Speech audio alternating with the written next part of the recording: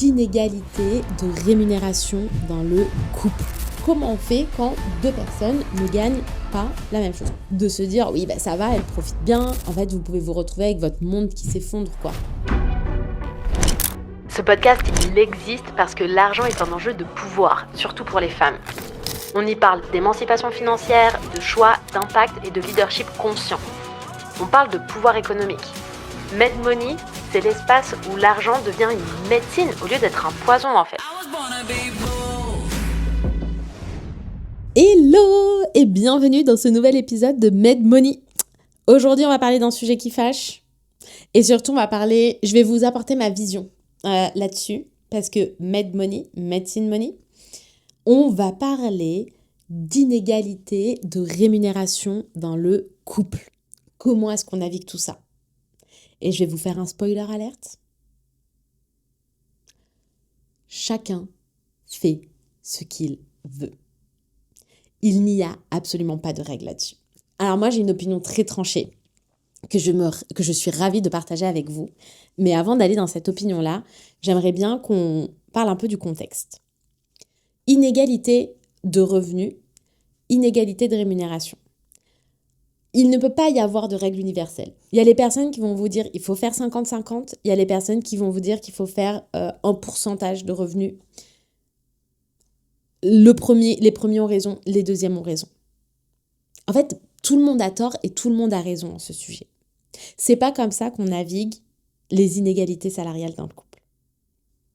La première question à vous poser, avant même de parler d'inégalité salariale, pour moi, il y a quelque chose de très important puisque ici, dans ma communauté, il y a quand même beaucoup d'entrepreneurs et d'entrepreneuses, enfin de femmes entrepreneurs et d'hommes entrepreneurs un peu aussi.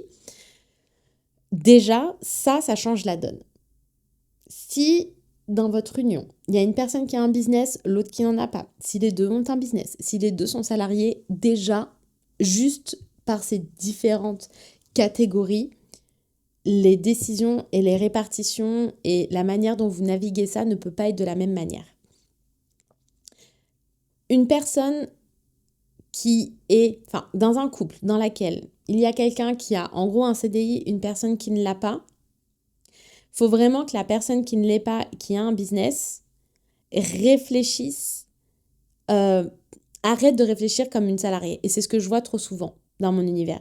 Vous réfléchissez comme une salariée en mode, vous prenez votre rémunération et vous appliquez quelque part les mêmes répartitions, etc. que ce qu'il faut faire. Vous ne pouvez pas faire ça. Ce qu'il faut bien conscientiser là, et c'est important, et après on passe à la suite, c'est que quand vous avez un business, plutôt quand vous avez un salaire, d'accord, quand vous êtes salarié, que vous avez un salaire, il y a tout un tas de choses qui est fait pour vous, qui est réfléchi pour vous. Les impôts, la sécurité sociale, la retraite, notamment. Même si la retraite, c'est très, très discutable. Quand vous avez un business, et les arrêts maladie, quand vous avez un business, rien de tout ça n'est pensé pour vous. Ni les impôts, ni la sécurité sociale, donc les maladies, ni la retraite. En fait, votre avenir n'est pas préparé. Vous devez compter que sur vous-même pour préparer votre avenir financier. En prenant cette logique, vous ne pouvez pas vous appliquer une répartition de revenus de la même manière que le ferait un salarié. Et encore une fois, dans la partie business, il y a plusieurs manières de naviguer ça.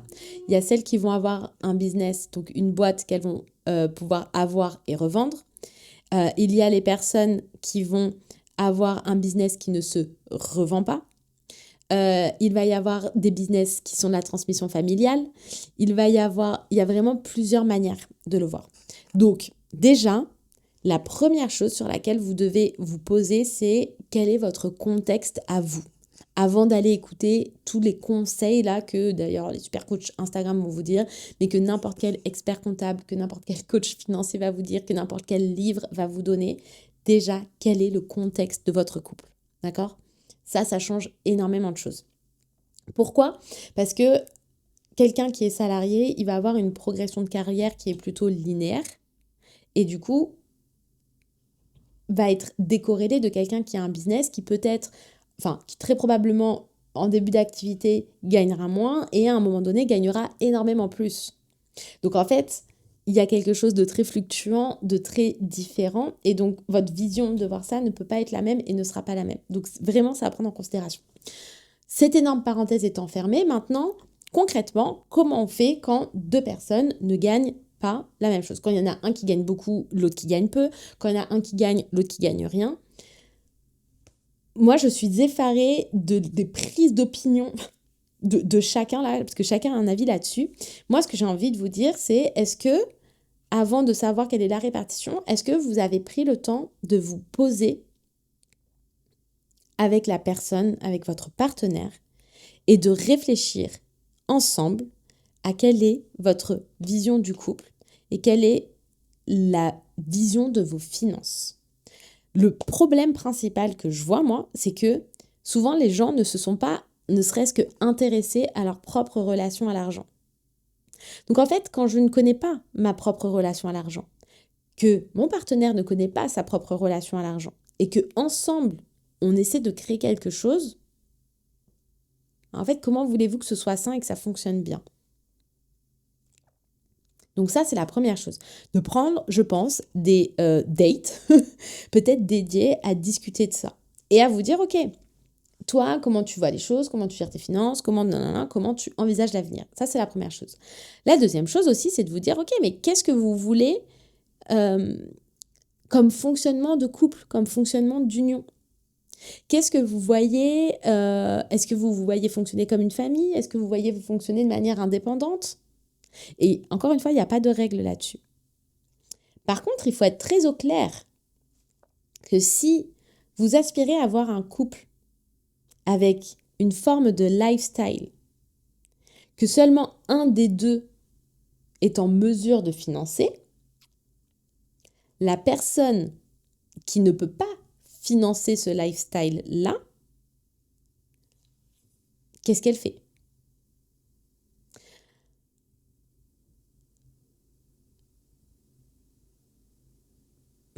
J'ai bugué. La personne qui ne peut pas financer ce lifestyle-là, du coup, qu'est-ce qu'elle fait? Comment est-ce qu'on va s'assurer dans l'union qu'il n'y ait pas de déséquilibre et qu'il n'y ait pas d'injustice? Moi, je ne suis pas forcément d'accord avec le fait de s'il y en a un qui gagne beaucoup plus que l'autre, il doit tout payer. Je ne suis pas forcément d'accord avec ça. Je pense que c'est une réelle décision et je pense que la situation dans laquelle, de manière saine, on ne doit pas se retrouver, c'est que la partie qui gagne moins se retrouve sans rien, en fait.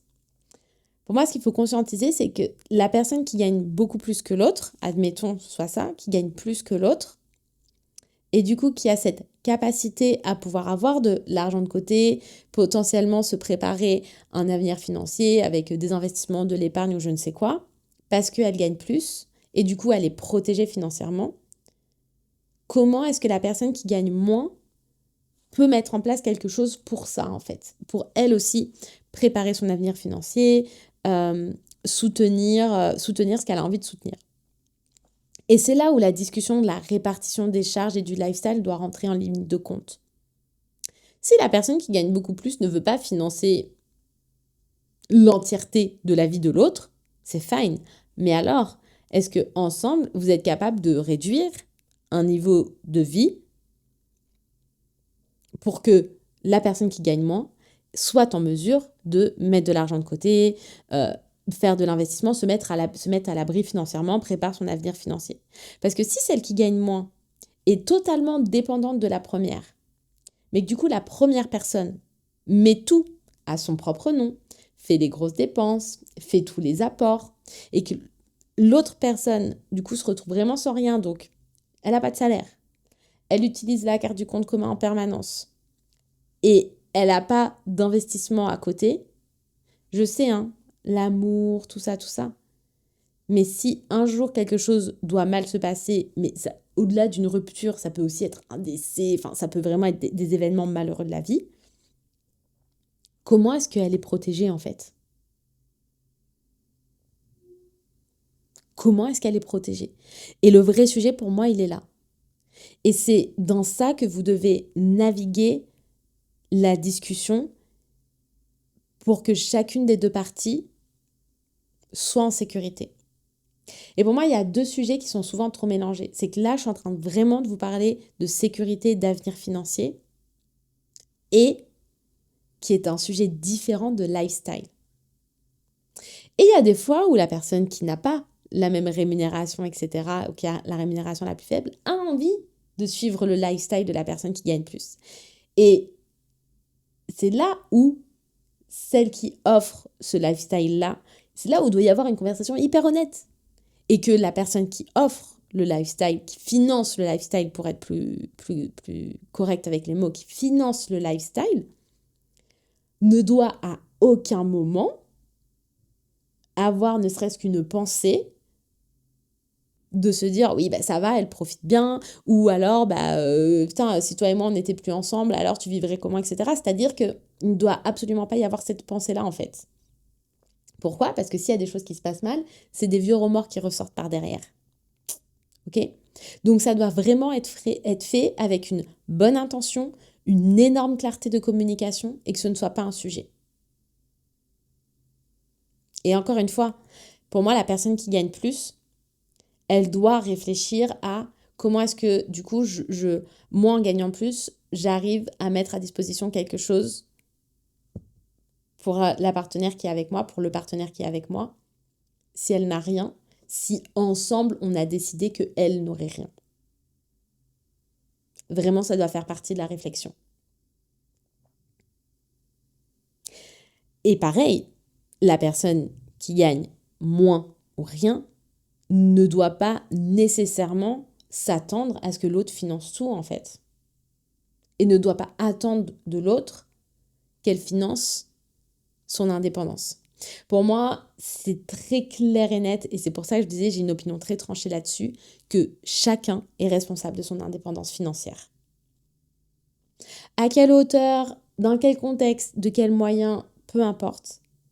Mais vous ne devez jamais laisser quelqu'un avoir le pouvoir sur vous par l'argent. En fait, vous sentir, vraiment avoir cette sensation de dépendance et de vous dire que si la personne s'en va demain, pour quelconque raison, vous n'avez rien, vous repartez de zéro, vous n'avez rien construit. Et vous ne savez même pas comment faire, par où commencer. Que ce soit prendre un job, que ce soit des investissements, peu importe, mais vous ne devez jamais vous laisser comme ça à la merci de quelqu'un.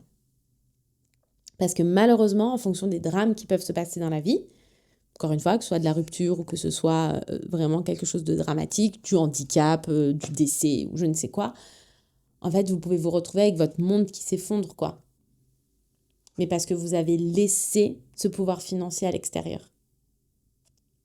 Donc, chacune des discussions, chacune des actions doit réellement être posée, discutée, préparée, protégée, sécurisée. Et après, le niveau de vie, et j'ai envie de dire le lifestyle, le kiff, c'est encore une autre discussion. Et pour tout ça, c'est pour ça que je ne suis pas en train de vous donner une règle de 50-50, de pourcentage, etc.